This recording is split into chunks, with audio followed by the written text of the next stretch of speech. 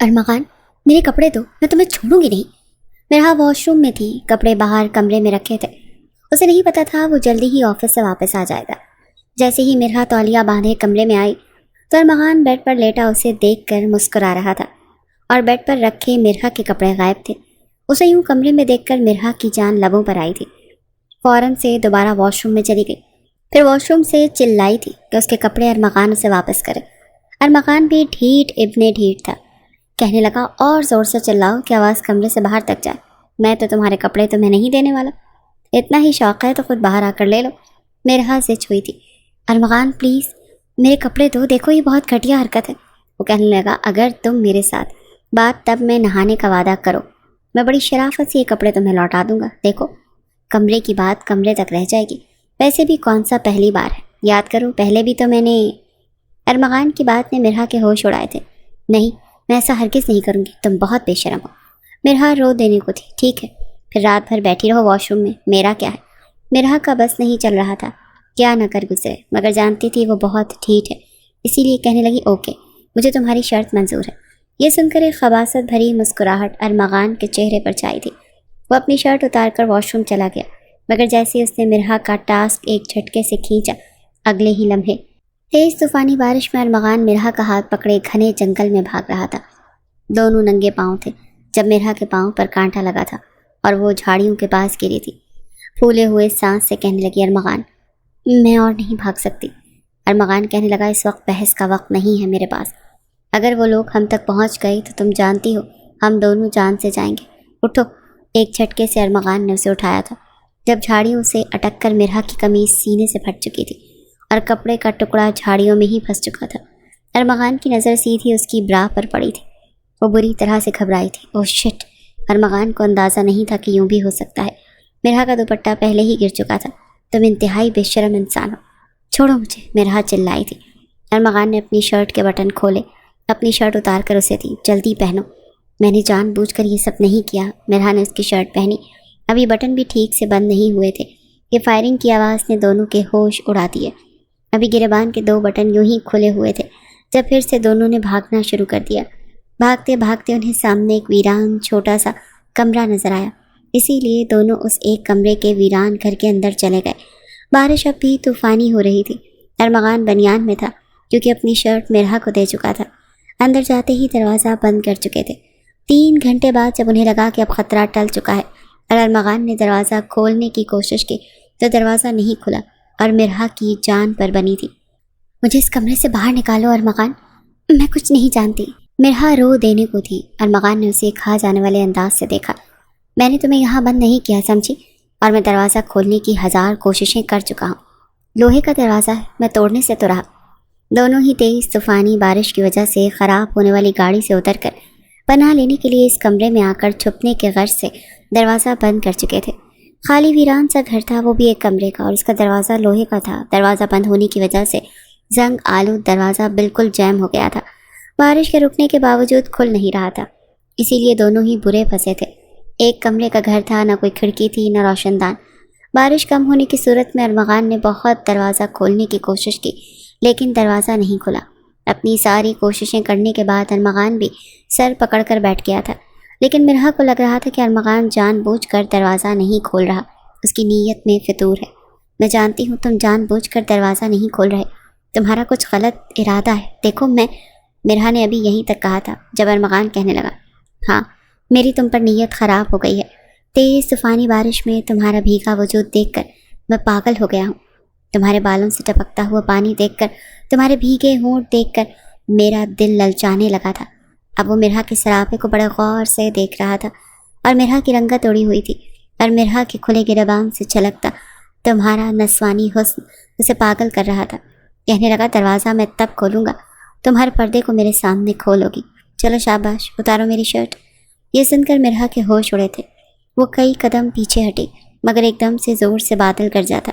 अंधेरी रात में यूं लगा कि कहीं बिजली गिरी हो, और बेसाख्ता मिरहा भागती हुई अरमागान के सीने से लग गई और उसकी कमर से उसे ज़ोर से पकड़ लिया। अरमागान, मुझे डर लग रहा है। लेकिन वो नहीं जानती थी कि जिससे पनाह मांग रही है वही उसका सबसे बड़ा दुश्मन है। इसीलिए अरमागान ने उसकी शर्ट के बटन, नायला मैं तुमसे बहुत मोहब्बत करता हूँ, تمہیں کیسے اپنی محبت کا یقین دلاؤں؟ ارمغان نے کان میں فون لگاتے ہوئے کہا تھا۔ اس وقت وہ اپنے گھر کی چھت پر کھڑا نائلہ سے فون پر بات کر رہا تھا۔ تبھی برابر والی چھت پر مرحا کپڑوں والی بالٹی اٹھا کر اوپر آئی تھی۔ ارمغان کی اس کی جانب پشت تھے۔ مرحا نے رسی پر کپڑے ڈالے، ساتھ اس کی باتیں بھی سن رہی تھی۔ ٹھرکی کہیں کا، کتنا شوق ہے اسے لڑکیوں سے دوستی کرنے کا۔ خالہ نے تو بہت ہی سر چڑھا رکھا ہے اپنے اس بیٹے کو۔ بہرحال مجھے کیا۔ مرحا نے جیسے ہی کپڑے رسی پر ڈالے تو ارمغان نے فون بند کر دیا۔ پلٹ کر اس کو دیکھا، پھر اسے کہنے لگا، اوہ تو دشمن یہی موجود ہے۔ بڑا غصے سے ارمغان نے مرحا کی طرف دیکھا تھا، اور وہ بھی اس کی طرف نفرت سے ہی دیکھ رہی تھی۔ دونوں کے گھر والے ایک دوسرے کے گھر میں ہی آتے تھے، اور وجہ تھی وراثت جو ان کے نانا نے گھر کی صورت میں دونوں بیٹیوں کو دے دی۔ گھر ایک ہی تھا اور نانا کی بس 2 ہی بیٹیاں تھیں، ایک مرحا کی والدہ افشاں بیگم، دوسری ارمغان کی والدہ رضیہ بیگم۔ لیکن جب گھر بیچنے کی باری آئی تو رضیہ بیگم نے کہا، ہم نے یہ گھر نہیں بیچنا، یہ میرے باپ کی نشانی ہے۔ جبکہ افشاں بیگم چاہتی تھی گھر بیچ کر کسی نئی سوسائٹی میں اپنا نیا گھر لے لیں، لیکن بنا بہن کے سائن کیے وہ مکان بک نہیں سکتا تھا۔ دونوں بہنوں میں بہت جھگڑا ہوا، بہت لڑائی ہوئی، اور حل یہ نکلا کہ بیچ میں دیوار کر دی گئی، کیونکہ دونوں ہی یہ چاہتی تھی کہ پورے گھر پر قبضہ انہی کا ہو جائے اور گھر کو بیچا نہ جائے۔ دوسری بہن تنگ آ کر گھر چھوڑ کر چلی جائے، لیکن دونوں ہی ضد سے اسی گھر میں بیٹھی تھی۔ جس طرح ماؤں کے دلوں میں ایک دوسرے کے لیے نفرت پیدا ہو گئی تھی، بچوں کا بھی یہی حال تھا۔ ارمغان تو مرحا نامی اپنے کزن سے سخت نفرت اور چڑ تھی۔ اتفاق تھا کہ دونوں ایک ہی اسکول میں پڑھے تھے، اور ہمیشہ مرحا کے نمبر ارمغان سے اچھے ہی آتے تھے، اور ٹیچر ہمیشہ اسے مرحا کی مثالیں دیتی تھی کہ تمہاری ہی خالہ کی بیٹی ہے، اتنے اچھے نمبر لیتی ہے، اور ایک تم ہو کہ ہمیشہ دوسرے نمبر پر آتے ہو۔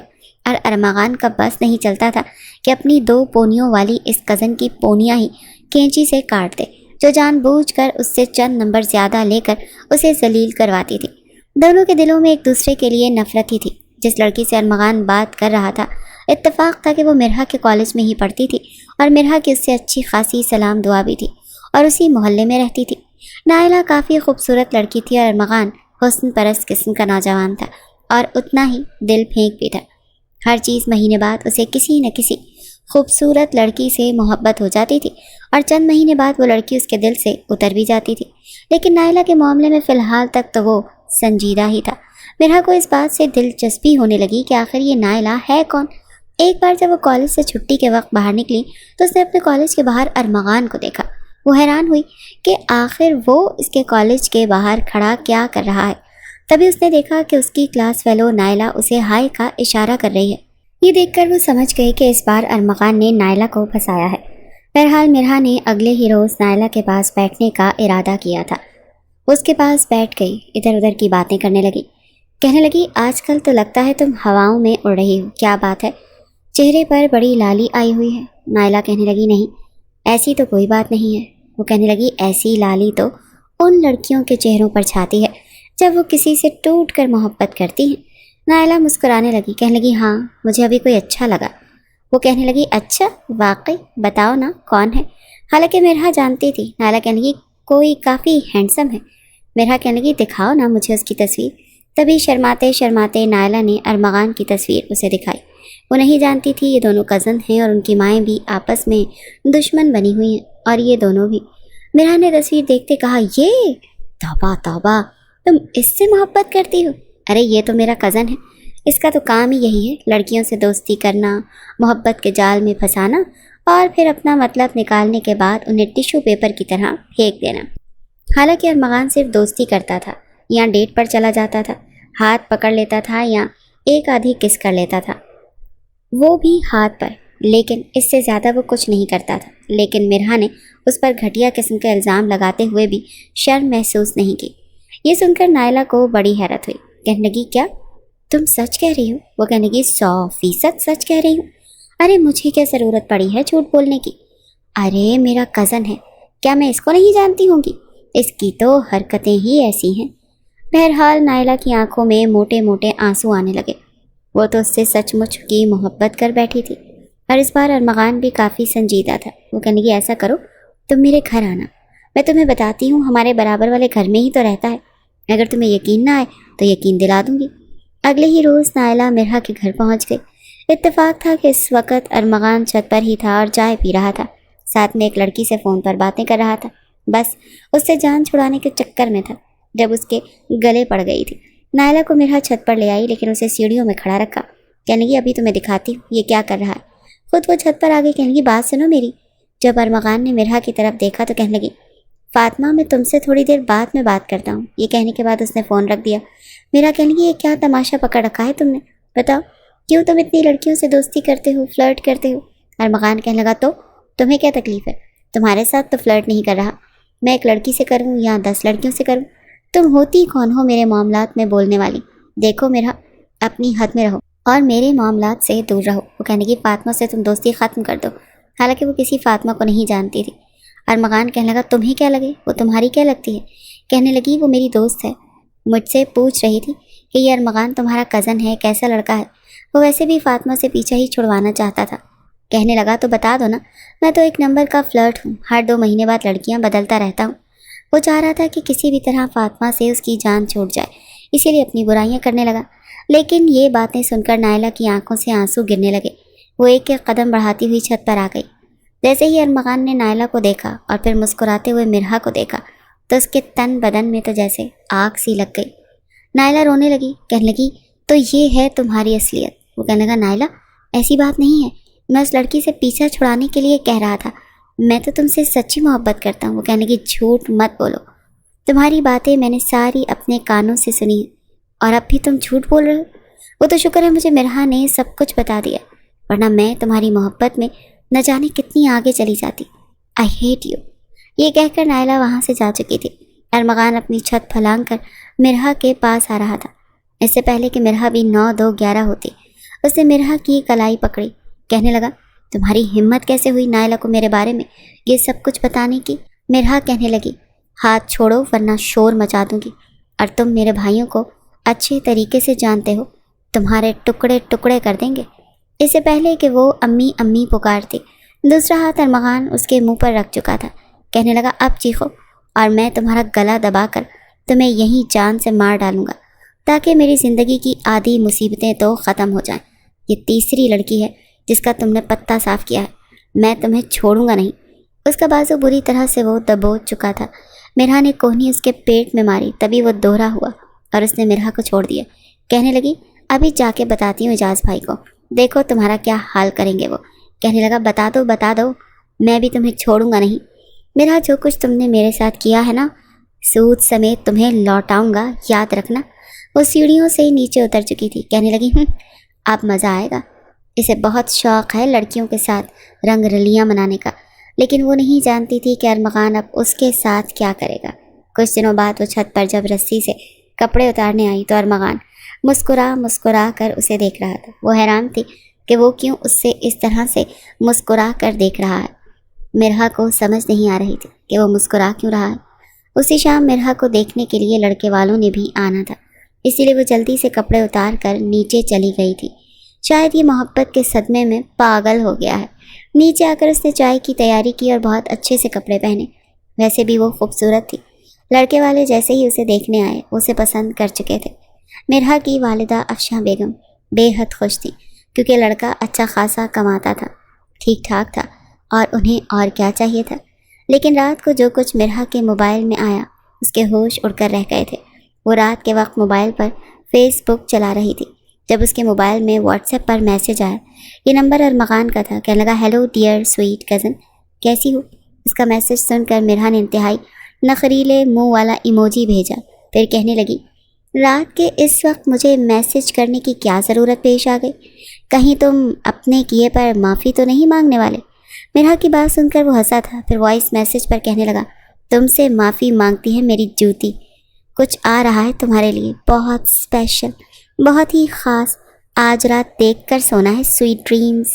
مرحا حیران ہوئی کہ آخر وہ بھیج کیا رہا ہے. تبھی ایک ویڈیو آئی تھی جسے اس نے ڈاؤن لوڈ کر کے دیکھا تو مرحا کے تو تن بدن میں آگ لگ چکی تھی. مرحا کی نہاتے ہوئے کی ویڈیو تھی جو ارمغان نے بھیجی تھی. وہ تو اٹھ کر بیٹھ گئی. اسے تو اپنی آنکھوں پر یقین نہیں آ رہا تھا. پھر سے یاد آئے کہ ان دونوں کے کمرے میں صرف ایک دیوار کا ہی تو فرق ہے, اور وہ جلدی سے اپنے واش روم میں گئی. دیکھا تو وہاں ایک ہول تھا. اس کی تو جان نکلی تھی. اگلا میسج ارمغان کا دیکھ کر اس کے رہے سہے آسان بھی خطا ہوئے. کہنے لگا تمہارا رشتہ جس لڑکے سے طے ہوا ہے مرحا میڈم, وہ میرا دوست ہے, میرے ہی آفس میں میرا کولیگ بھی ہے. چاہو تو اس سے پوچھ لو کہ وہ ارمغان یاسر کو جانتا ہے کہ نہیں، تمہیں بتا دے گا۔ اور یہ ویڈیو جب میں تمہارے منگیتر کو بھیجوں گا اور یہ کہوں گا کہ میری پیاری سی کزن نے یہ ویڈیو مجھے بھیجی تھی کیونکہ وہ مجھ سے محبت کرتی ہے، تو سوچو تمہارے ساتھ کیا ہوگا۔ یہ میسج پڑھ کر مرحا کے تو ہوش اڑ کر رہ گئے تھے۔ اس نے جلدی سے ارمغان کو فون کیا، حالانکہ رات کے 12 بج رہے تھے۔ ارمغان نے فوراً سے فون اٹھایا۔ وہ کہنے لگی، میں تمہیں زندہ نہیں چھوڑوں گی، تم اس قدر گھٹیا انسان ہو سکتے ہو میں سوچ بھی نہیں سکتی تھی۔ ارمغان کہنے لگا، تم سے کم گھٹیا ہوں۔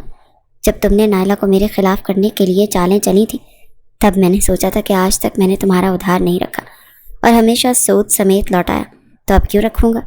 اب میں یہ ویڈیو تمہارے ہونے والے منگیتر کو بھیجوں گا، پھر جو بدنامی تمہاری ہوگی وہ تو کیا کوئی اور بھی تمہارا رشتہ لینے کے لیے نہیں آئے گا۔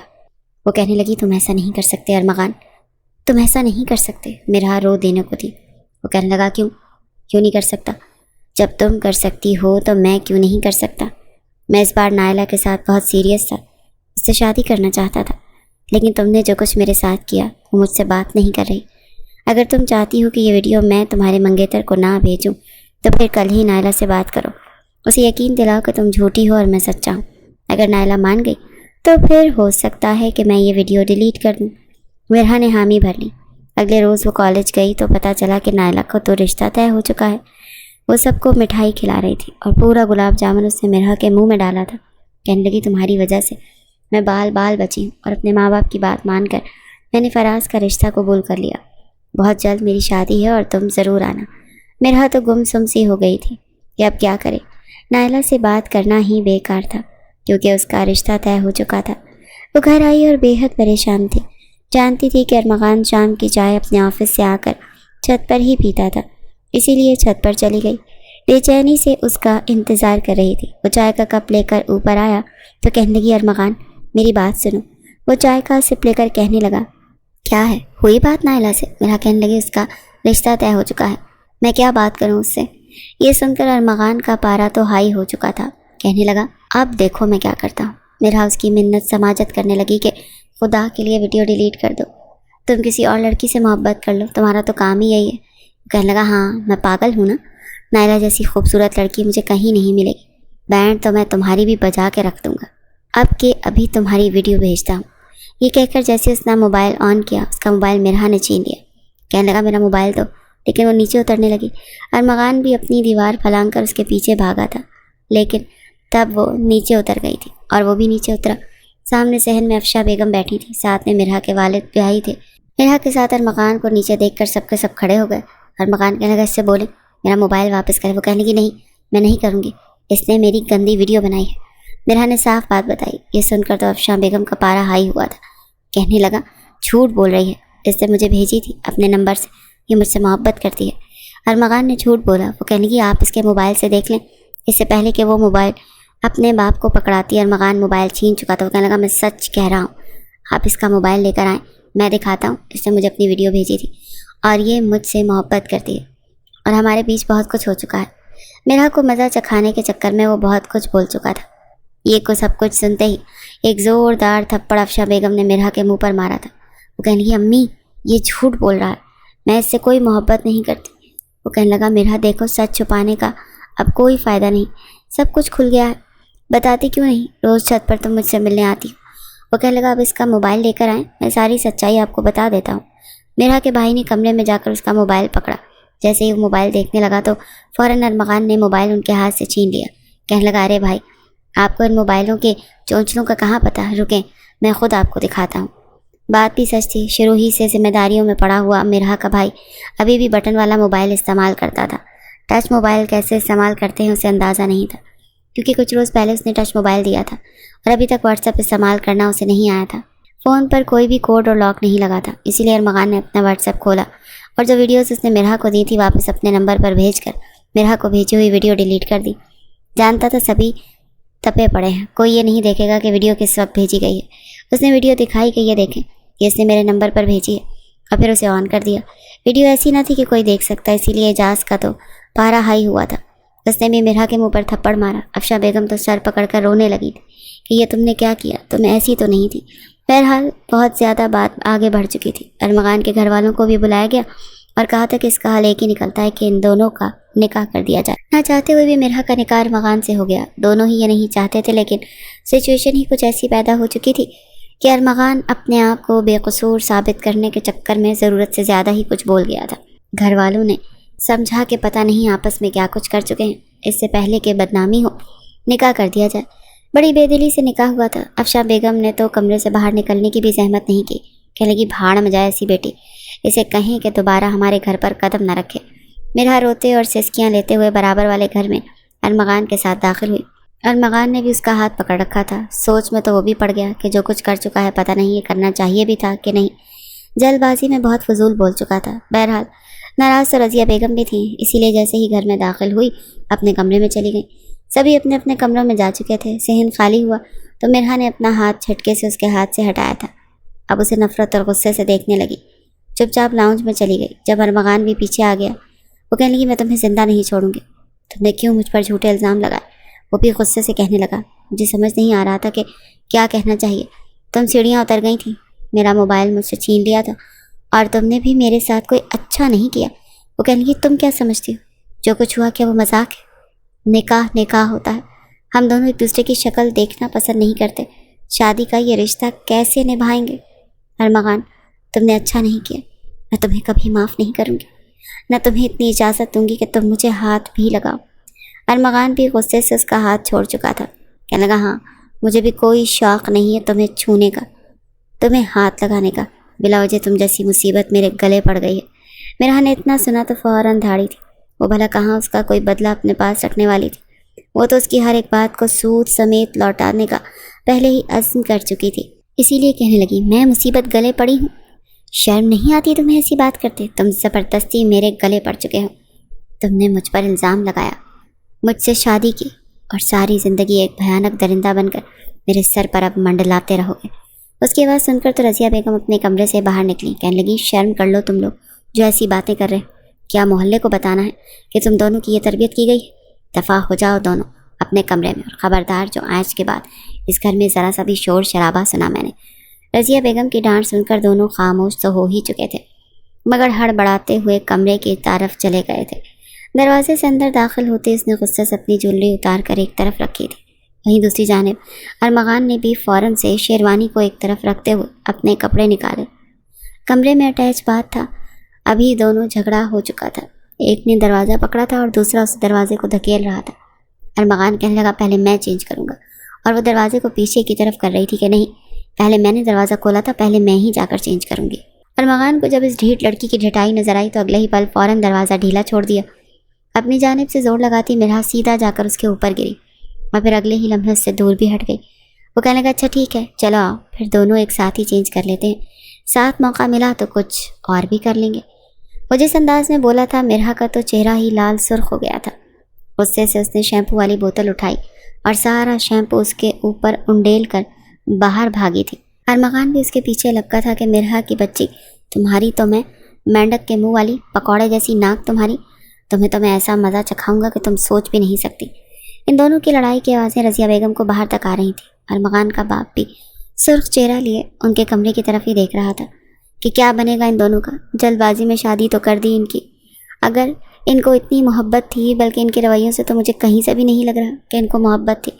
مرحا باتھ روم میں باہر نکل کر باہر سے لاک لگا چکی تھی۔ فٹافٹ اس نے وہیں پر کپڑے چینج کر لیے اور کمرے سے باہر آ کر دالان میں بیٹھ گیا۔ دروازہ دھڑا دھڑ بج رہا تھا۔ چیخ کر ارمغان کہہ رہا تھا کہ اگر یہ اندھی بہری گونگی دروازہ نہیں کھول رہی تو اماں آ کر آپ ہی کھول دو، یا آپ لوگ بھی کان میں روئی ٹھونس کر سو چکے ہیں۔ رضیہ بیگم نے کھا جانے والی نظروں سے اپنی بھانجی کو دیکھا تھا۔ کہنے لگی پتہ نہیں کیسی مصیبت گلے پڑ گئی، ستیہ ناس کر دیا ہمارے گھر کا، میرے بچے کو اپنے پیار کے جال میں پھنسا لیا۔ مگر اس نے اپنی خالہ کو کوئی جواب نہیں دیا۔ بچپن میں اسی خالہ کے ساتھ مرحا کی بہت بنتی تھی، یہ تو وراثت اور پھر گھر کا معاملہ تھا کہ ان کے گھر کے تعلقات خراب ہوئے تھے۔ کمرے سے باہر نکل کر غصے سے مرحا کی طرف آیا ہی تھا کہ قریب تھا کہ 2-4 تھپڑ ہی مار دیتا جب اس کے والد نے اسے دیکھا تو ڈانٹ کر کہنے لگا اگر تم نے مزید کوئی تماشا لگایا تو گلی میں کھڑا کر کے تمہیں مرغا بناؤں گا، اور تمہاری کمر پر میں نے ڈنڈے سے مارنا ہے جیسے بچپن میں مار کھاتے تھے مجھ سے۔ ارمغان کا منہ تو کھلا کا کھلا رہ گیا، جبکہ مرحا جو غصے سے بپھری بیٹھی تھی، فلک شگاف قہقہا اس کے حلق سے نکلا تھا۔ اس کی ہنسی سن کر تو رضیہ بیگم کو بھی ہنسی آ چکی تھی، جبکہ ارمغان ان تینوں کو ایک طرف ہوتا دیکھ کر کہنے لگا، واہ واہ بھانجی، کیا بیاہ کر لے آئی ہو اماں، تم نے تو بدلنا شروع کر دیا۔ ٹھیک ہے، جیسا کر رہی ہو ویسے ہی کرو، میں بھی اپنے کمرے میں نہیں سلاؤں گا، اپنے پاس ہی سلانا اب اسے۔ وہ دھاڑ سے دروازہ بند کر کے اندر بیٹھ چکا تھا اور مرحا وہیں بیٹھی رہ گئی۔ کچھ دیر تو رضیہ بیگم اسے گھور کر دیکھتی رہی، ایک دو باتیں اسے سنانے کی بھی کوشش کی، لیکن آخر کو وہ ان کا خون تھا، ان کی بھانجی تھی۔ گھروں میں دیواریں حائل تھیں مگر دل میں نہیں۔ جب انہوں نے دیکھا کہ بھانجی بھی انہیں کوئی جواب نہیں دے رہی بلکہ ان کی باتیں سن کر بھی خاموش ہو جاتی ہے، تو رضیہ بیگم کا رویہ خود ہی اس کے ساتھ ٹھیک ہو چکا تھا۔ اب تو رضیہ کا شوہر باہر دالان میں سوتا اور وہ دونوں خالہ بانجی اندر بیڈ پر سو رہی ہوتی۔ 3 دن تک ایسے ہی چلا، مگر رضیہ بیگم نے ایک شام ارمغان کو بلایا۔ جب وہ آفس سے آیا، دونوں کو اپنے سامنے بٹھا کر کہنے لگی، شادی ہو چکی ہے تم دونوں کی، سمجھے تم دونوں، اب تم دونوں نے ایک ساتھ زندگی گزارنی ہے۔ بس جن حالات میں شادی ہونی سی سو ہو گئی، اب میں چاہتی ہوں کہ تم دونوں اپنا رشتہ ٹھیک کرو، اپنے تعلقات بہتر کرو اور خوش رہو۔ رہی بات تمہاری مرحا، تو تمہارے ماں باپ بھی تم سے کافی ناراض ہوں گے۔ تم دونوں آج شام کو جاؤ گے اور ان سے معافی مانگو گے۔ مرحا کی آنکھوں میں اس وقت آنسو آ چکے تھے۔ ارمغان بھی اسے دیکھ کر تھوڑا سا بوجھل دل سا ہوا تھا۔ معافی تو مانگنا چاہتا تھا مگر اس میں ہمت ہی نہیں تھی کہ وہ اس سے معافی مانگ سکے۔ وہ شام وہ دونوں ہی ساتھ والے گھر میں داخل ہوئے۔ افشاں بیگم نے جب اپنی بیٹی کو دیکھا تو پہلے غصے سے منہ پھیر لیا، مگر وہ زبردستی اپنی ماں کے گلے آ کر لگ گئی اور آخری بار کہنے لگی، اماں پلیز، میں نے کچھ نہیں کیا تھا، پلیز اب ایسا مت کریں، مجھے اذیت مت دیں۔ اسے روتا دیکھ کر افشاں بیگم بہرحال اسے گلے سے لگا چکی تھی۔ اس کا بھائی بھی اسے گھور کر دیکھ رہا تھا۔ دونوں ہی چپ چاپ بیٹھے تھے۔ ارمغان ہی بولا تھا کہ خالہ چھوڑ دیں پرانی باتیں، اب دونوں بہنوں نے گھر کا حصہ بھی تو لے لیا، اور اب دیکھیں چاہے جن حالات میں بھی ہماری شادی ہوئی ہو تو گئی نا، اب آپ دونوں بہنیں بھی اپنا رویہ ٹھیک کر لیں۔ اس نے اپنی ماں سے بھی یہ بات کی تھی، مگر رضیہ بیگم کہتی ہیں کہ افشاں میرے پاس آ کر معافی مانگے، میں تو اس کے گھر میں قدم نہیں رکھوں گی۔ وہیں افشاں بھی یہی کہتی تھی کہ اگر رضیہ میرے پاس آئے گی تو میں اسے معاف کر دوں گی۔ اس پر بھی مرحا نے کچھ سوچا۔ دونوں نے پورے خاندان کو باہر ڈنر پر بلا لیا۔ نہ ہی افشاں بیگم کو پتہ تھا، نہ ہی رضیہ آ رہی تھی، اور نہ ہی رضیہ بیگم کو پتہ تھا کہ ان کی دوسری بہن آ رہی ہے۔ پورے خاندان میں جب ایک دوسرے کو اپنے سامنے دیکھا تو تھوڑی ہچکچائی تھی، مگر مرحا اور ارمغان نے سبھی کو ایک ساتھ کھانا کھانے کو کہا تھا، اور پھر یہ بھی کہا تھا کہ جو پرانی باتیں ہوئیں چھوڑیں، آپ اپنا رویہ ٹھیک کر لیں۔ تھوڑے گلے شکوے ہوئے، مگر پھر دونوں بہنیں مل چکی تھیں اور یوں ان کے بیچ کی دوریاں ہٹ چکی تھیں۔ مگر مرحا اور ارمغان کے بیچ موجود دوریاں ختم ہونے میں ابھی کافی عرصہ باقی تھا۔ رات کو جب گھر واپس آئے تو ایک بار پھر رضیہ بیگم کے ساتھ بیڈ پر لمبی تان کر سونے لگی، لیکن اب فوراً سے کہنے لگی، ارے ارے یہاں کہاں لیٹ رہی ہو؟ وہ کہنے لگی کہ کیا ہو گیا خالہ، سونا چاہتی ہوں، مگر خالہ کہنے لگی، بالکل نہیں، میں نے تم دونوں کو کیا سمجھایا تھا کہ تم دونوں ایک کمرے میں رہو گے؟ چلو شاباش، جاؤ اپنے کمرے میں، مجھے میرے شوہر کے ساتھ اس کمرے میں رہنے دو۔ وہ جس انداز میں بول رہی تھی، مرحا ناک منہ چڑھا کر کمرے سے نکل گئی۔ ہچکچاتے ہوئے دروازہ کھولا تو جیسے اندر داخل ہوئی، سامنے ارمغان بیٹھا ہوا تھا۔ کہنے لگا، کس سے پوچھ کر کمرے میں داخل ہوئی؟ چلو شاباش، نکلو میرے کمرے سے، تمہاری ماں کے ساتھ میرا رشتہ ٹھیک ہوا ہے، تمہارے ساتھ نہیں ہوا۔ 4 بریک اپ میرے تمہاری وجہ سے ہوئے ہیں، میں تو قبر میں بھی یہ ظلم، یہ دکھ نہ بھولوں۔ وہ غصے سے اس کے پاس آئی اور کہنے لگی، تم نے میری گندی ویڈیو بنا کر میرا رشتہ توڑوایا اور خود زبردستی مجھے بیوی بنا لیا۔ بہت شوق تھا نا مجھ سے شادی کرنے کا، اب تو میں یہیں رہوں گی، اسی کمرے میں پورے حق کے ساتھ رہوں گی، یہیں بیڈ پر سوں گی، اور تم میرے قریب بھی نہیں آؤ گے۔ اتنا ہی مسئلہ ہے تو صوفے پر سو جانا۔ وہ بیڈ پر پہنچتے ہوئے بولی تھی۔ دونوں کے بیچ یہی نوک جھونک شروع ہو چکی تھی۔ میں کیوں اپنا بیڈ چھوڑنے لگا، یہیں سوؤں گا۔ رات کو کبھی کمبل پر لڑائی ہو رہی تھی، کبھی تکیے پر لیٹنے پر، بہرحال جیسے تیسے ان کی راتیں گزر ہی گئی تھیں۔ دن لڑتے ہوئے، رات جھگڑتے ہوئے گزر جاتا تھا۔ اگلے روز رضیہ بیگم کہنے لگیں، تم دونوں کی شادی کو 20 دن ہونے والے ہیں۔ ارے نئے نویلے شادی شدہ جوڑے تو ہنی مون پر جاتے ہیں، اور تم لوگ ہو کہ ایسے ہی گھر میں بیٹھے ہو۔ چلو شاباش، تم لوگ مری گھومنے چلے جاؤ۔ یہ سن کر دونوں نے ایک دوسرے کی طرف دیکھا۔ ارمغان کہنے لگا، مجھے آفس سے چھٹی نہیں ملے گی، اور اس چمگادڑ کے ساتھ تو میں بالکل بھی نہیں جانے والا۔ میرا کہنے لگی، اپنی شکل دیکھیے کدو کہیں کے، میں بھی تمہارے ساتھ کہیں نہیں جانے والی۔ مگر جب رضیہ بیگم نے دونوں کو آنکھیں دکھائیں تو مجبوراً وہ دونوں ہی مان چکے تھے۔ سامان پیک کر کے وہ مری کی حسین وادیوں میں گھومنے کے لیے نکل چکے تھے۔ یہ راستہ ان کے گھر سے 4 گھنٹے کی دوری پر تھا، اسی لیے ہوٹل وغیرہ پہلے سے بک کروایا تھا۔ گاڑی میں بیٹھے ہوئے بھی ان کی لڑائی جھگڑے ہی ہو رہے تھے۔ جیسے ہی وہ مری کے علاقے میں داخل ہوئے تو اچانک بارش شروع ہو چکی تھی، تیز طوفانی بارش اور بجلی چمکتے دیکھ کر میرا ایک پل کو گھبرائی تھی۔ اگلے ہی لمحے اس نے اسٹیئرنگ پر رکھے ہوئے ارمغان کا ہاتھ پکڑ لیا۔ وہ فوراً اس کا ہاتھ جھٹک کر کہنے لگا، یہ کیا حرکت کی ہے؟ کیوں چپکتی پھر رہی ہو مجھ سے؟ ہاتھ ہٹاؤ۔ میرا کہنے کی، مجھے بھی کوئی شوق نہیں ہے تمہیں ہاتھ لگانے کا، موسم اتنا خراب ہو چکا ہے، روڈ پر دیکھو کتنا پانی آ رہا ہے، مجھے تو ڈر لگ رہا ہے۔ سڑک پر سچ مچ سامنے موجود چھوٹے پہاڑوں اور چٹانوں سے پانی بہتا آ رہا تھا۔ ایک جانب کھائی تھی اور دوسری جانب چٹانیں۔ گاڑی بڑی تیزی سے وہ چلا کر آگے بڑھ رہا تھا جب کچے راستے پر گاڑی کیچڑ میں پھنس گئی تھی۔ نوکیلے پتھر لگنے کی وجہ سے ٹائر بھی پنچر ہو چکا تھا۔ بارش پہلے سے قدرے تھم چکی تھی لیکن ابھی بھی بارش جاری تھی۔ گاڑی سے اتر کر ارمغان نے گاڑی کو دھکا لگانا چاہا۔ مرہا ڈر کر گاڑی میں بیٹھی تھی۔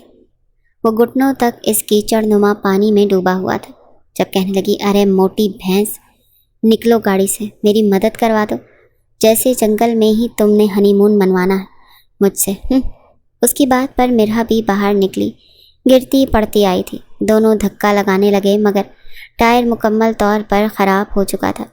کچھ دیر سوچنے کے بعد کہنے لگا کہ مرہا، تم یوں ہی گاڑی کے اندر بیٹھو، میں جاتا ہوں سامنے، مجھے کچھ دکانیں نظر آ رہی ہیں، میں ان سے میکینک لے کر آتا ہوں۔ مرہا پہلے تو ڈری تھی لیکن پھر گاڑی میں ہی گاڑی لاک کر کر بیٹھ گئی۔ ابھی ارمغان کو گئے ہوئے کچھ ہی دیر ہوئی تھی کہ اچانک ایک اور گاڑی بڑی تیزی سے ان کے قریب سے گزری تھی۔ اس میں 4-5 اوباش لڑکے بیٹھے ہوئے تھے، مکمل طور پر بھیگے ہوئے۔ جیسے ہی انہوں نے گاڑی میں مرہا کو اکیلا دیکھا تو فوراً گاڑی روک کر کھڑے کھڑکی کھٹکھٹانے لگے، کہنے لگے، وہ دیکھو ایک حسینہ بیٹھی ہے ہمارے انتظار میں، کیوں نہ اس کے ساتھ تھوڑی رات رنگین بنا لی جائے۔ مرہا تو گھبرا کر چلانے لگی تھی، ارمغان، ارمغان پلیز واپس آؤ۔ ارمغان نے جب اس کے چلانے کی آواز سنی تو پلٹ کر دیکھا، بھاگ کر واپس آیا تھا، مگر یہ دیکھ کر تو اس کے آسان بھی خطا ہوئے تھے کہ ان میں سے 2 لڑکوں کے پاس تو پسٹل بھی موجود تھی۔ 2-3 لڑکوں کے تو منہ پر اس نے گھونسے مار کر ان کے جبڑے ہلا ڈالے تھے، مگر جب ایک نے فائرنگ کی تو موقع پر ارمغان پیچھے کی طرف ہٹ گیا، ورنہ گولی سیدھی اس کے سینے پر آ لگتی۔ مرہا گاڑی سے نکل چکی تھی۔ وہ کہنے لگا، مرہا بھاگو، ہم ان کا مقابلہ نہیں کر سکتے۔ دونوں ہی جنگل کے راستے بھاگنے لگے۔ اونچی نیچی جگہوں پر پاؤں میں چبھتے کانٹے بھی تھے۔ دونوں بھاگ کر ایک عجیب و غریب کمرے میں پہنچ گئے تھے جو کہ اب لاک ہو چکا تھا۔ باہر بڑی زوروں سے بارش ہو رہی تھی اور مرہا کے کپڑے بھی مکمل طور پر خراب ہو چکے تھے۔ وہ سہم کر اس کے قریب بیٹھ چکی تھی۔ جیسے جیسے رات ہو رہی تھی ٹھنڈ بھی بڑھتی جا رہی تھی۔ دونوں ایک دوسرے سے چپک کر بیٹھے تھے۔ مرہا کو ارمغان ہی واحد سہارا لگ رہا تھا۔ گھبراتے ہوئے کہنے لگی، ارمغان اب کیا ہوگا؟ مجھے بہت ٹھنڈ لگ رہی ہے۔ وہ بھی اس کے ہاتھوں کو اپنے ہاتھوں میں لے چکا تھا۔ کہنے لگا، یار ٹھنڈ تو مجھے بھی بہت لگ رہی ہے، ایسے لگ رہا ہے جیسے میرا آخری وقت آ گیا ہے، میں مر جاؤں گا۔ وہ فوراً اسے تھپڑ مار کر کہنے لگی، چپ ہو جاؤ، تم مر گئے تو میرے لیے اور مصیبت ہو جائے گی۔ میں اکیلی تمہاری لاش کو بھلا گھر کیسے گھسیٹ کر لے کر جاؤں گی؟ مری کے تو روڈ بھی اوپر نیچے ہے۔ وہ جس قدر سنجیدگی سے بولی تھی۔ ارمغان کہنے لگا، ہاں تم تو چاہتی یہی ہو کہ میں مر جاؤں۔ پھر بے ساختہ ہی اس کی نظر اس کے نیم روشنی میں مرہا کے وجود پر پڑی۔ شرٹ اس کے ہاتھ سے چھوٹ چکی تھی اور ایسے میں اس کی رعنائیاں صاف نظر آ رہی تھیں۔ جھاڑیوں کے لگنے کی وجہ سے اس کی رعنائیوں پر ہلکی خروچیں بھی تھیں۔ ٹھنڈ سے دونوں ہی کانپ رہے تھے اور ایسے میں دونوں ہی بس ایک دوسرے کے وجود کو حدت دینا چاہتے تھے۔ بے ساختہ ارمغان کا ہاتھ اس کی کمر پر گردش کرنے لگا اور وہ اسے مزید اپنے قریب کر گیا۔ مرہا بھی اسے انکار نہ کر سکی کیونکہ ایک دم سے ارمغان کے وجود سے اٹھنے والی گرمائش اسے سکون بخش رہی تھی۔ وہ دھیرے دھیرے اس کے مزید قریب ہوتا چلا گیا، یہاں تک کہ ایک وقت ایسا بھی آیا کہ وہ مکمل طور پر مرہا کو ہر چیز سے آزاد کر چکا تھا۔ مرہا بھی اس کا پورا ساتھ دے رہی تھی اور دونوں وہ رات ایک دوسرے کے نام کر چکے تھے۔ پوری رات اس کے وجود پر اپنا لمس چھوڑتا رہا اور پھر دونوں اسی حالت میں سو چکے تھے۔ اگلی صبح جب مرہا کی آنکھ کھلی تو اس کے اوپر ارمغان سویا ہوا تھا۔ تبھی دروازے کے باہر اسے کسی شخص کے بولنے کی بھی آواز آئی تھی۔ وہ ہڑبڑاتے ہوئے اٹھ کر بیٹھنے لگی، ارمغان کو جگانے لگی۔ جو کچھ وہ کر چکے تھے اس پر انہیں سوچنے اور ایک بار پھر لڑنے کا موقع ہی نہیں ملا تھا۔ جلدی سے اس نے ارمغان کو شرٹ پہن کر اپنے وجود کو چھپایا تھا۔ انہیں ڈر تھا کہیں وہ لڑکے تو نہیں آ گئے، مگر سامنے تو ایک 50 سالہ شخص کھڑا تھا۔ دروازہ کھول کر ان دونوں کو دیکھ کر حیران ہوا۔ ارمغان نے تو سکھ کا سانس لیا تھا۔ دونوں ہی بھوکے پیاسے تھے۔ ان سے کہنے لگے کہ تم دونوں یہاں پر کیا کر رہے ہو؟ ہمارے گھر میں چوری کرنے آئے تھے کیا؟ ارمغان کہنے لگا نہیں سر، ہم یہ سب کیوں کریں گے؟ ہماری تو گاڑی خراب ہو گئی اور کچھ اوباش لڑکے ہمارے پیچھے پڑ گئے تھے۔ یہ تو دروازہ باہر سے جام ہو گیا تھا۔ ان دونوں کی معصوم شکل دیکھ کر اس شخص کو بھی یقین آ چکا تھا۔ وہ ان دونوں کو باہر لے آیا، ان کے لیے ہلکا پھلکا سا ناشتہ بنوایا اور پھر کہنے لگا کہ یہ میرا خفیہ کمرہ ہے، یہاں پر بیٹھ کر میں بڑے خفیہ کارنامے سر انجام دیتا ہوں۔ انہیں تو اس کمرے میں ایسا کچھ بھی خفیہ نہیں لگا تھا سوائے اس کے زنگ آلود دروازے کے۔ مرحا کو تو جیسے ڈر لگنے لگا کہ کہیں یہ لوگ انہیں پکڑ کر مار ہی نہ دیں یا پھر ان کے جسم کے اعضاء نکال کر بیچ ہی نہ دیں۔ فلموں میں تو ایسے ہی ہوتا ہے۔ تو جلدی سے چائے کا کپ اس نے رکھا اور ارمغان سے کہنے لگی بس کر دو، تم نے کیا اس شخص کی بیٹی کا رشتہ کروانا ہے جو معلومات لے رہے ہو؟ دونوں ہی وہاں سے جلدی سے باہر نکلے تھے۔ میکینک بھی انہیں مل ہی چکا تھا۔ کل رات بارش نے بہت تباہی مچائی تھی۔ گھنٹے کے اندر گاڑی ٹھیک ہو چکی تھی اور پھر انہوں نے سکھ کا سانس لیا تھا۔ مرحا بہت خوش تھی۔ ارمغان بھی خوشی سے گاڑی چلاتے ہوئے اسے گلے لگا گیا، لیکن اگلے ہی پل دونوں ہی ایک دوسرے سے الگ ہوئے تھے۔ گزشتہ رات جو کچھ ہوا تھا ارمغان کو تو وہ احساس بار بار یاد آ رہا تھا۔ ہوٹل میں پہنچنے کے بعد سب سے پہلے تو اس نے اپنا حلیہ درست کیا۔ جب اس نے اپنی گردن پر ارمغان کے لو بائٹ دیکھے تو اسے ایک دم سے غصہ آیا تھا۔ کہنے لگی ارمغان کے بچے، تم نے میری گردن پر یہ کیسا نشان بنا ڈالا؟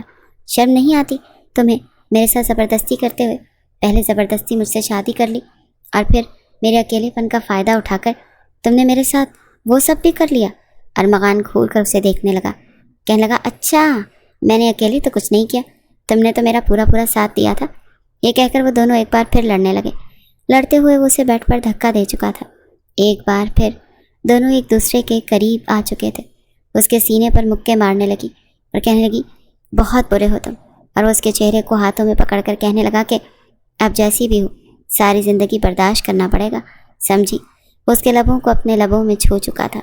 مرحا بھی اس کے کچھ قریب ہو چکی تھی، لیکن پھر اسے خود سے دور کر کے کہنے لگی کیا سچ میں تمہیں مجھ سے محبت ہو گئی ہے؟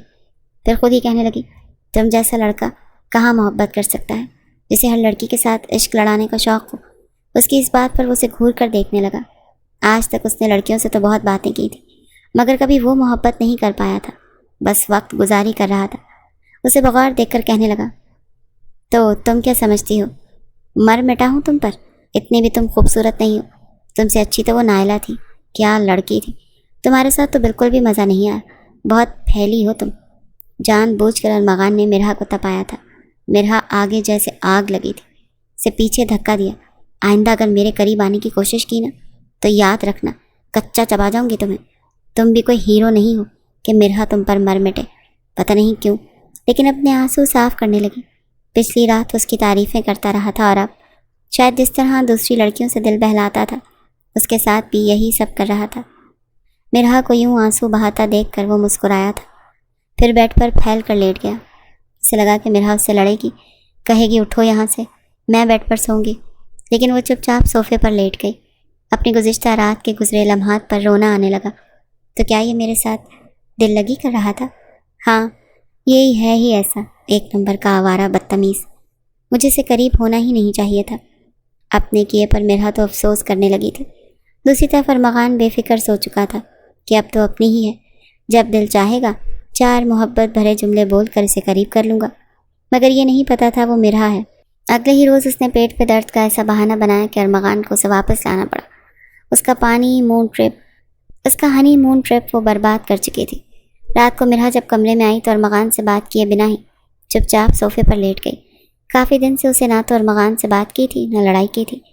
مرحا کو یوں چپ چاپ دیکھ کر وہ کہنے لگا کیا بات ہے دشمن، آج کل اپنے مورچے چھوڑ چھاڑ کر بڑی خاموش ہیں۔ ارمغان کو لگا اس کی بات پر وہ اسے پھر سے لڑے گی، مگر مرحا نے چپ چاپ بیڈ سے تکیہ اٹھایا ہی تھا جب ارمغان نے اس کی کلائی پکڑ لی۔ ارمغان میرا ہاتھ چھوڑو۔ کیوں چھوڑ دوں؟ اپنے اچھے خاصے پیسے لگے ہیں میری شادی پر، پہلے تو وہ وصولوں گا۔ یہ کہہ کر اس نے مرحا کو اپنی جانب کھینچنا چاہا، لیکن وہ اپنی کلائی چھڑوا چکی تھی۔ تم بس ایسی ہی گھٹیا سوچ سکتے ہو۔ یقیناً جن لڑکیوں سے افیئر چلاتے تھے انہیں بھی تحفے دے کر یہی سب کرتے ہوگے۔ آپ پیسے یوں ہی وصول کرتے ہوگے۔ لڑکیاں تمہارے لیے استعمال کی چیزیں، یہ سن کر ارمغان کو غصہ آیا تھا۔ مرحت جسٹ شٹ اپ، تم اچھی طرح جانتی ہو میں نے کبھی کسی لڑکی سے حد پار نہیں کی، خواہ مجھ پر جھوٹا الزام مت لگاؤ، میں بالکل برداشت نہیں کروں گا۔ اس بار وہ بھی سنجیدہ ہوا تھا۔ کیوں؟ کیا ہوا؟ سچ کڑوا لگ گیا؟ مرحا پہلے ہی دل جلائے بیٹھی تھی۔ اب تم بھی جانتی ہو اس وقت میں بحث کے موڈ میں بالکل نہیں۔ چلو شرافت سے بیڈ پر لیٹو۔ ارمغان نے بات کو رفع دفع کرنا چاہا۔ او ہیلو، تمہارے دل بہلانے کا سامان نہیں ہوں میں، نہ تمہاری 2 ٹکے کی گرل فرینڈ جو تمہارے 4 محبت بھرے جملے سن کر تمہاری باہوں میں ہار بن جائے گی۔ مرحا کی بات پر ارمغان کو آگ سی لگی تھی۔ کتنی لڑکیوں کو تم نے میری باہوں کا ہار بنے دیکھا، جو منہ میں آئے گا بولتی چلی جاؤ گی؟ مرحا بہت ہو چکا، بہتر ہے کہ اب تمیز سے رہنا سیکھو۔ بیوی ہو تم میری، ایسے بات کرتے ہیں شوہر سے؟ دیکھو زیادہ میرے شوہر بننے کی کوشش مت کرو، نہ جانے کن کن لڑکیوں سے منہ مارا ہے تم نے، میں تو ویسے بھی تمہیں پھیکی لگتی ہوں نا۔ انان بھی رہ چکا تھا، میری طرف سے بھاڑ میں جاؤ۔ اگلے روز وہ جب آفس سے جلدی واپس آیا تو مرحا واش روم میں نہا رہی تھی۔ اپنا دھیان جب تولیہ لپیٹے کمرے میں آئی تو ارمغان کے دل کی دھڑکنیں بھی بڑھی تھیں۔ کافی دن سے وہ اس کے قریب نہیں آ رہی تھی، اسی لیے دل بے قرار سا ہوا تھا، اسی لیے اسے کچھ بے بس سا کر گیا تھا۔ جیسے ہی واش روم میں گیا، مرحا کو اپنے ساتھ لگا کر جیسے اس کا ٹاول ہٹانے لگا، اسے باتھ ٹب میں دھکا دے چکی تھی۔ وہ پانی سے بھرے باتھ ٹب پر گرا تھا۔ مرحا کی بچی، چھوڑوں گا نہیں تمہیں۔ ارمغان کو غصہ آیا تھا، مگر مرحا باہر جا چکی تھی۔ واش روم کا دروازہ باہر سے لاک کر چکی تھی۔ کپڑے بدل کر ہی اس نے دروازہ کھولا تھا۔ ارمغان بھی تپا پڑا تھا۔ ایک بار آفس سے واپس آیا تو مرحا کچھ بیمار سی لگ رہی تھی، مگر رضیہ بیگم خوش نظر آ رہی تھی۔ آتے ہی بیٹے کے منہ میں لڈو ڈالا تھا۔ مبارک ہو تمہیں، تم باپ بننے والے ہو۔ یہ سن کر ارمغان پہلے تو حیران ہوا، پھر خوش ہوا، مگر مرحا کا چہرہ بجھا سا تھا۔ باپ بننے والے ہو، اسی لیے اب سدھر جاؤ، رضیہ بیگم نے بڑے پیار سے بیٹے کا ماتھا چومتے ہوئے کہا تھا۔ مرحا کمرے میں آتے ہی تکیہ اٹھا کر صوفے پر لیٹ گئی۔ ارمغان جب کمرے میں آیا تو مرحا کو یوں چپ چاپ دیکھ کر کہنے لگا، مرحا طبیعت تو ٹھیک ہے نا، اتنی چپ چپ کیوں ہو؟ کیا تمہیں خوشی نہیں ہوئی؟ وہ کہنے لگی، نہیں، سوچ رہی ہوں تمہاری بیٹی ہوئی تو تمہارے لیے ایک ہی سزا اسے بھگتنی پڑے گی۔ ارمغان اسی صوفے پر بیٹھ گیا، حالانکہ جگہ نہیں تھی۔ مطلب کیا ہے تمہارا؟ میں نے کیا کیا ہے؟ یہ سن کر مرحا کہنے لگی، لڑکیوں سے دل بہلاتے رہے ہو تم ارمغان۔ وہ کہنے لگا، بائی گاڈ، صرف بات کرتا تھا یار، اور کچھ نہیں کیا۔ محبت تم سے کی ہے، وہ بھی شادی کے بعد۔ پتہ نہیں تم میرے بارے میں کیا اول فول سوچتی رہتی ہو، کیا ساری زندگی یوں ہی سوچتی رہو گی؟ ارمغان کی بات پر مرحا کہنے لگی، میں تو ویسے بھی تمہیں پھیکی لگتی ہوں، اچھی نہیں لگتی۔ ارمغان کہنے لگا، تم میرے لیے کیا ہو چکی ہو؟ موقع دو تو تمہیں بتاؤں۔ یہ کہہ کر اسے گود میں بھر کر اسے بیڈ پر لٹا چکا تھا۔ اب بس تم ہی میرا سب کچھ ہو، کیونکہ مجھے میرا سچا پیار مل چکا ہے۔ یہ کہہ کر اس پر ایک بار پھر وہ حاوی ہو چکا تھا، اور مرحا سے ایک بار پھر پیچھے کر کے کہنے لگی، چپ ہو جاؤ، جھوٹ بول رہے ہو تم۔ میں کیسے مان لوں کہ تمہیں مجھ سے محبت ہو گئی ہے؟ وہ کہنے لگا، تمہاری اس رات کی قربت نے پاگل کر دیا ہے مجھے، اب تمہارے علاوہ کوئی اچھی ہی نہیں لگتی۔ مرحا تو کچھ بول ہی نہیں پائی تھی، اور ایک بار پھر وہ دونوں یہ رات ایک دوسرے کے نام کر چکے تھے۔ وقت اب بدل چکا تھا، نئے مہمان کی آمد کی وجہ سے دونوں کا رویہ خاصا بدلا ہوا سا لگا تھا۔ نوک جھوک تو ان کی ابھی بھی جاتی تھی، مگر دونوں کے بیچ اب محبت آ چکی تھی۔ رضیہ بیگم یہ دیکھ کر سکون کا سانس لے گئی تھی۔